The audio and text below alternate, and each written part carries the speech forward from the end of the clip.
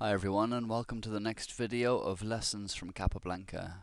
This time we're going to look at another endgame theme, the opposition between the kings, which is something I've mentioned in previous videos and a very important thing to know in chess. And also after that we'll have a quick look at some opening traps that Capablanca had in his book as well.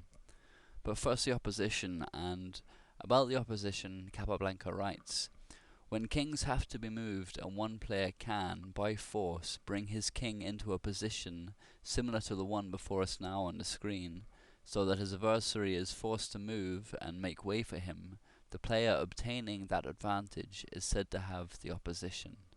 Here it's white to move, and so black has the opposition. Let's say white plays king d4. Now black has the option of either opposing the passage of the white king by playing king d6, or if he prefers, he can pass his opponent's king by playing king f5. And in the original position here, it's important to note that the kings are directly opposite one another, and that the number of squares between them is an odd number, in this case 1. And this type of opposition is called frontal opposition, as one king is in front of the other, but all the same rules apply if they are on the same rank. So say if they were on d5 and f5, or on the same diagonal, which is diagonal opposition, and if they're on the same rank it's lateral opposition.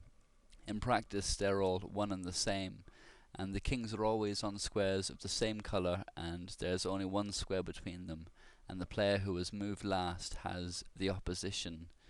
If there are 3 or 5 squares between the kings, then the player who moves last still has the opposition, but it's called distant opposition, and it's still an advantage. Capablanca writes, the matter of the opposition is highly important, and at times takes somewhat complicated forms, all of which can be solved mathematically. But for the present the student should only consider the most simple forms.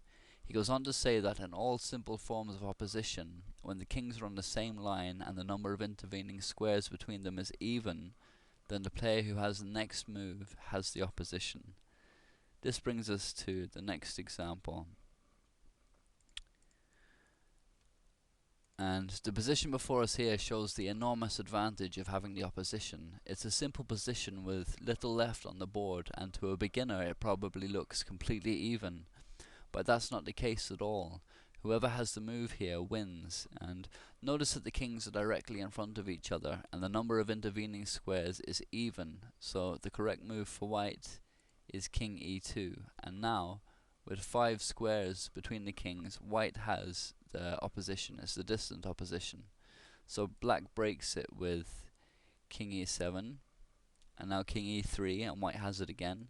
King e6, black breaks it, and king e4, white takes it once more, but now black cannot continue forward. So let's say he plays king f6, and now white can choose to pass with his king and move to d5, or he can keep the opposition by playing king f4. And it's interesting really, like, which do you think is better? Let's have a look. If king d5, then king f5, king c5, and these pawns are going to drop off. And as the game goes on, we see both sides queen, and with correct play this is a draw. So it's much better in fact to keep the opposition in the earlier position. So let's go back to it. After king f6, now comes king f4, and white is winning. Let's say king g6 from black. If instead king e6, then king g5, and white will win.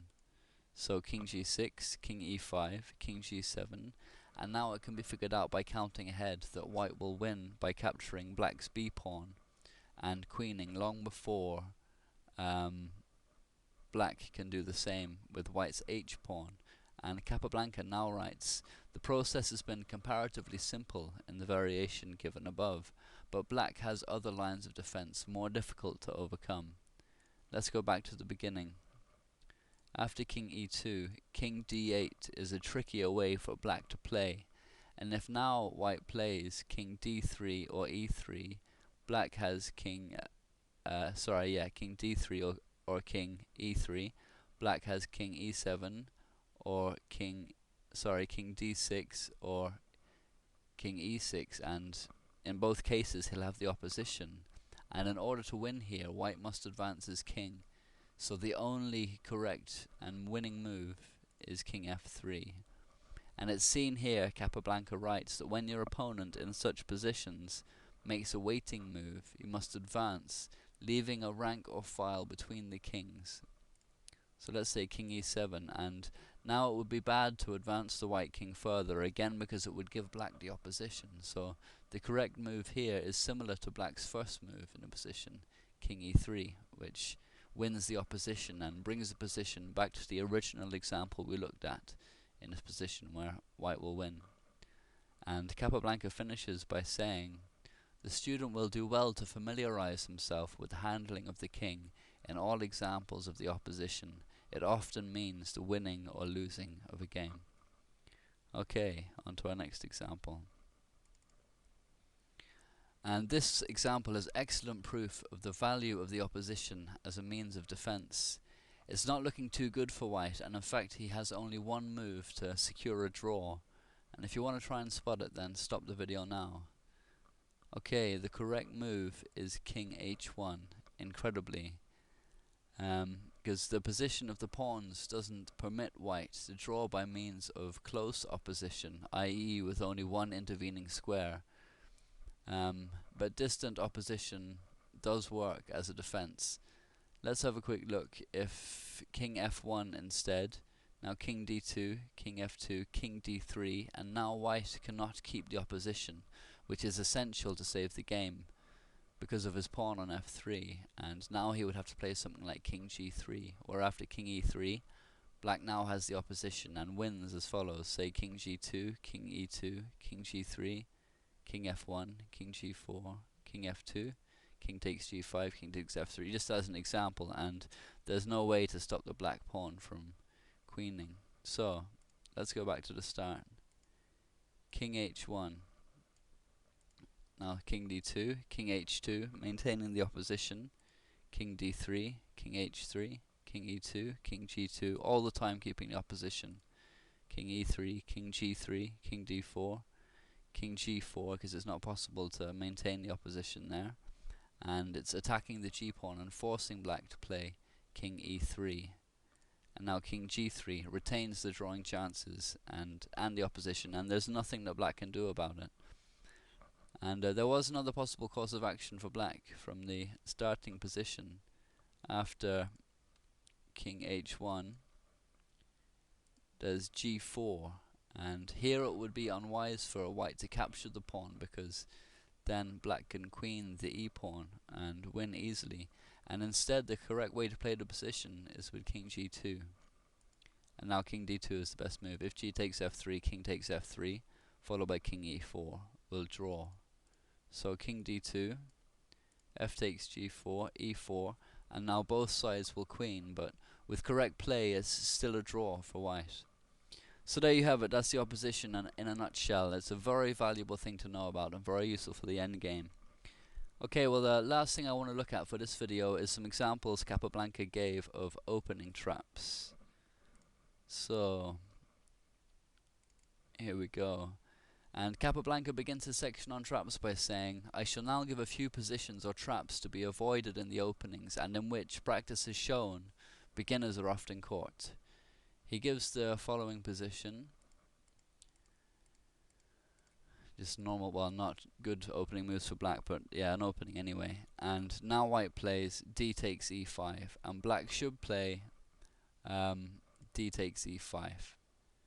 But if he plays instead knight takes c5, which might appear to make sense because it attacks both the undefended bishop on c4 and the pinned knight on f3, but here white can safely play knight takes e5, because if bishop takes d1, it's mate in 2. With bishop takes f7, check, king e7 is the only square, and now knight d5, which is known as Legal's mate. Very nice if you can get it. And if black sees this coming, and instead of taking the queen, after knight takes e5, plays d takes e5, now comes queen takes g4, and not only is white a piece up, but his position is far superior. So, on to the next example. Capablanca gives this position in the book where white is well ahead in development, but that's essentially irrelevant. What's important here is the position of the pieces and the way that they coordinate. It's black to move, and his best hope here is to play e6, but let's say he plays instead knight f6, and now white has a choice of good moves, knight e5 being one of them, where black can't capture the queen or its mate with bishop takes f7. And another good move to play is that first of all anyway, bishop takes f7, and if king takes f7, knight e5 check, king e8 and knight takes g4, where white again has won a piece and has a much better position. I've done several videos already on opening traps if you'd like to see more, and I'll be creating playlists soon to make everything easier to find. Okay, well that's it for this video. I hope you enjoyed it. Please leave any comments or thoughts. Thanks very much.